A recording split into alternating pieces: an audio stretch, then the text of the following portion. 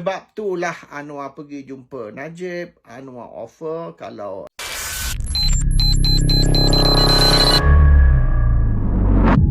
Parti Pribumi ni kadang-kadang tengok akhirnya seorang-seorang kena tangkap, kena charge.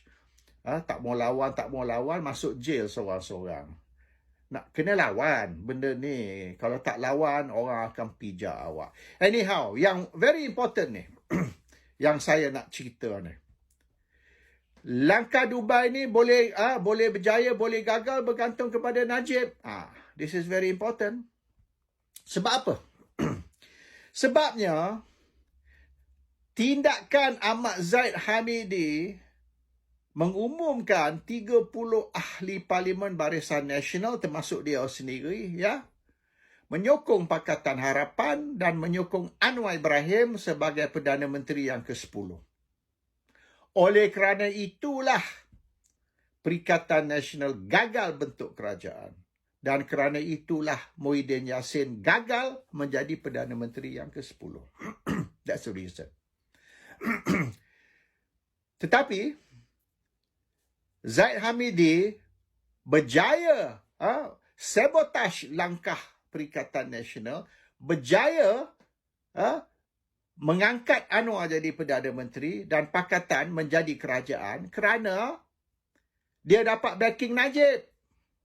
So kita tak boleh marah ataupun maki Zahid Hamidi. Tak. Zahid Hamidi berjaya membuat tu sebab of Najib.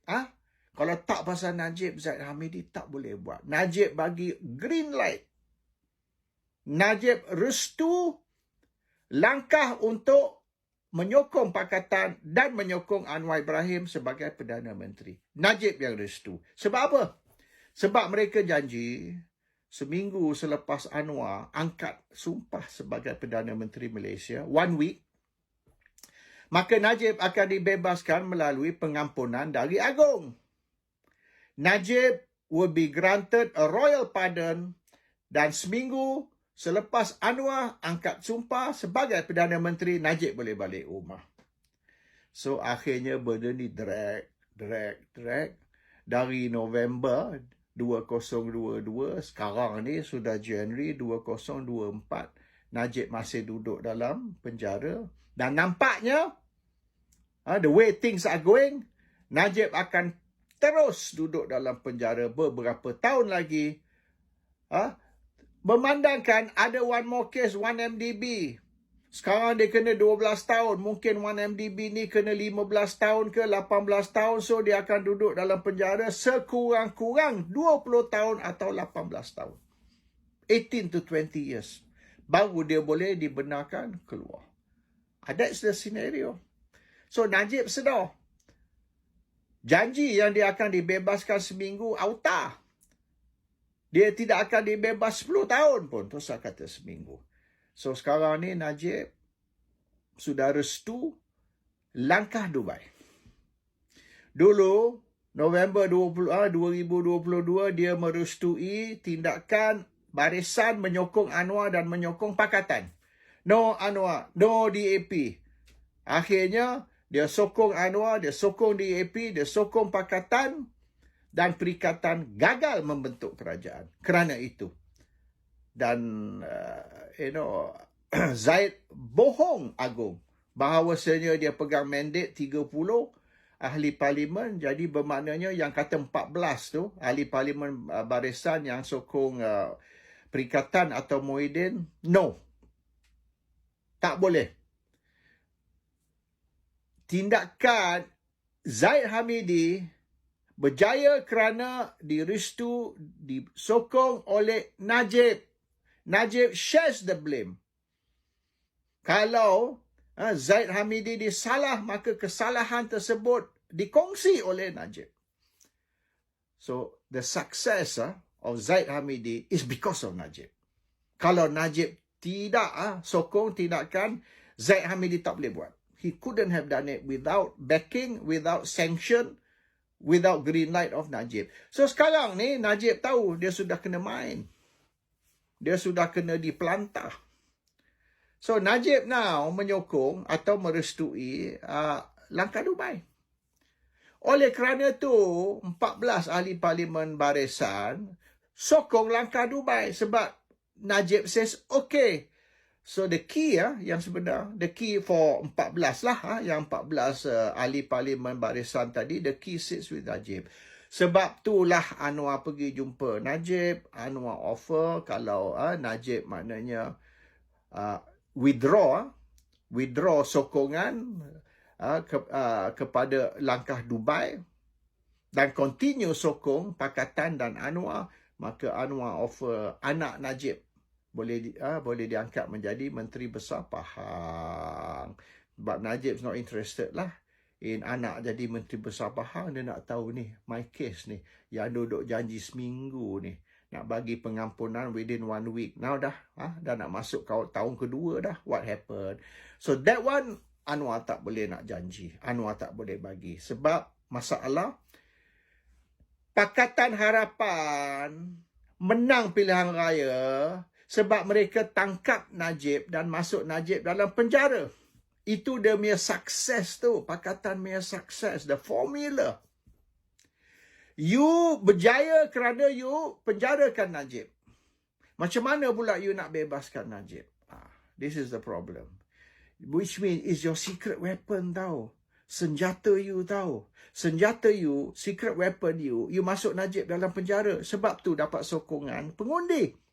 Now kalau you bebaskan Najib, pengundi kata, aku undi untuk awak sebab awak masuk Najib dalam penjara. Now awak bebaskan Najib. So, buat apa saya sokong awak, undi untuk awak? So, this is the dilemma which Anwar is facing. He is going to kill the goose that lays the golden egg. The goose that lays the golden egg is Najib. You bebaskan Najib, you are killing the goose. So that is the dilemma. So Najib nampak yang Anwar tidak boleh nak bebaskan dia melalui pengampunan ke apa sekalipun. So Najib gives the green light ataupun the okay. So soalan dia, boleh tidak Anwar ni kembali ke Najib, pergi jumpa Najib yang kata, okey, saya sudah urus, lembaga pengampunan akan mengadakan persidangan, kes awak ni akan dibawa kepada lembaga pengampunan